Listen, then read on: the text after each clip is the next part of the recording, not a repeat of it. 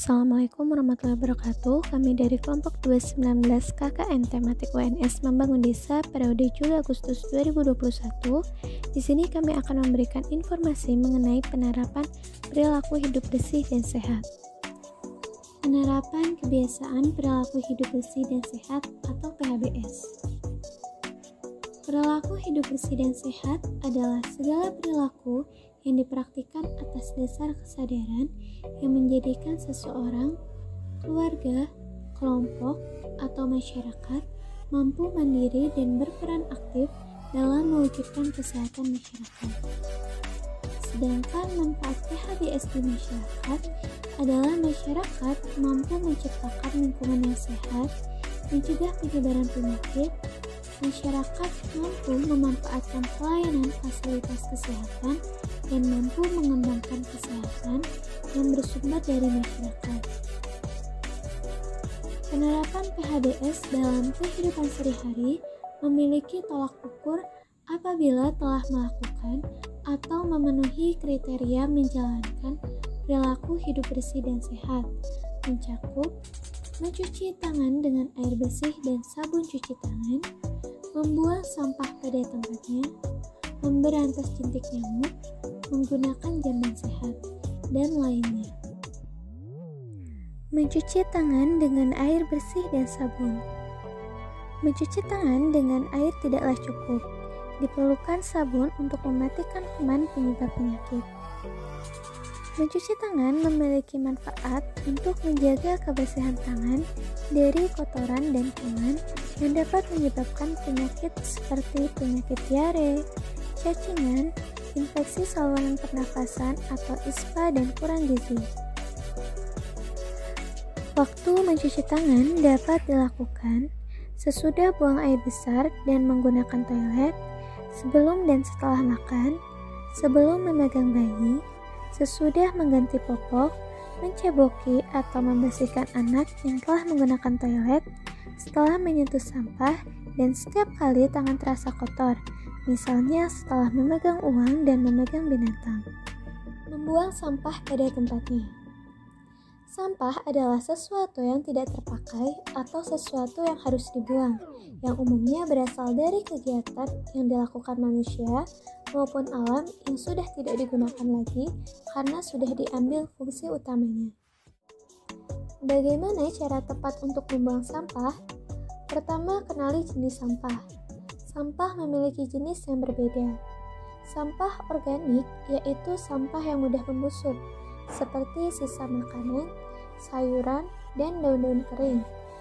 Sampah anorganik yaitu sampah yang tidak mudah membusuk, seperti plastik, wadah pembungkus makanan, botol, ataupun kaleng.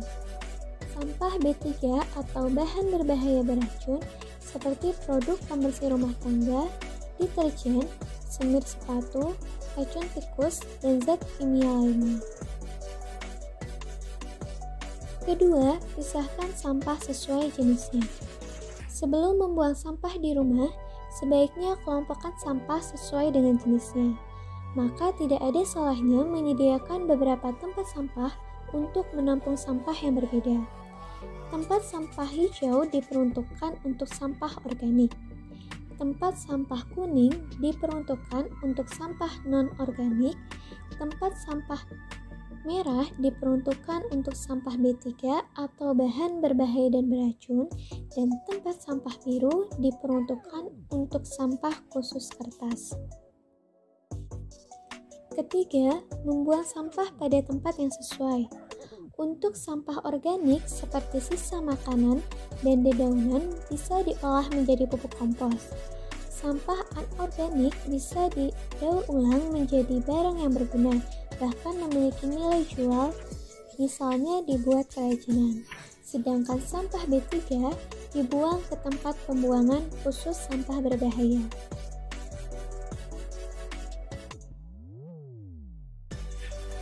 Memberantas sarang nyamuk.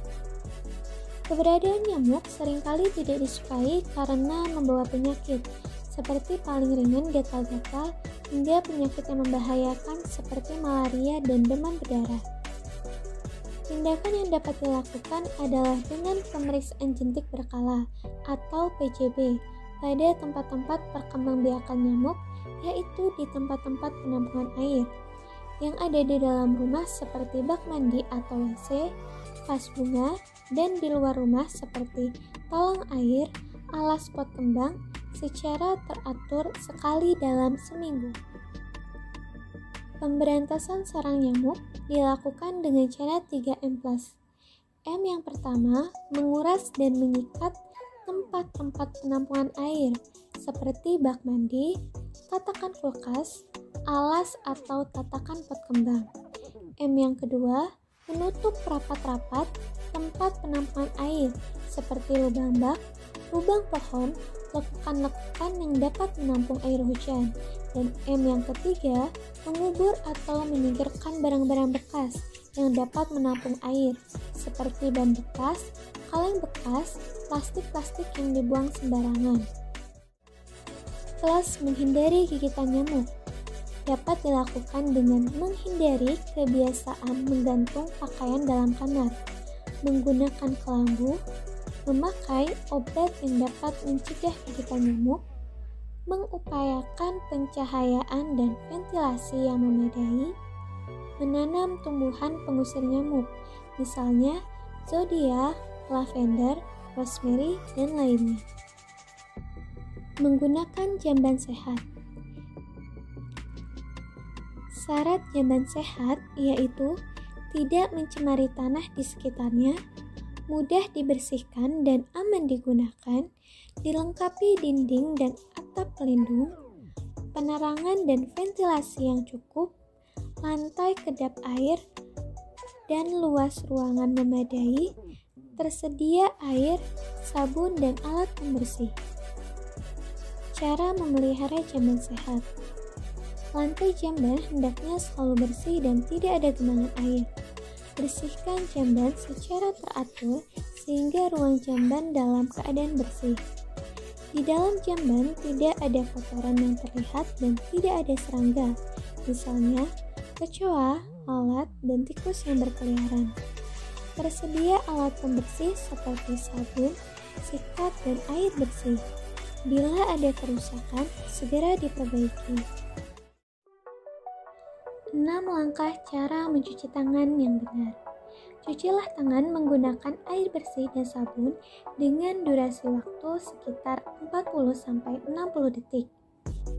Langkah pertama, basahi tangan, gosok sabun pada telapak tangan, kemudian usap dan gosok kedua telapak tangan secara lembut dengan arah memotong. Kedua, usap dan gosok juga kedua punggung tangan secara bergantian.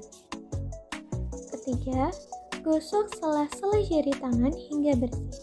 Keempat, bersihkan ujung jari secara bergantian dengan posisi saling mengunci. Kelima, gosok dan putar kedua ibu jari secara bergantian.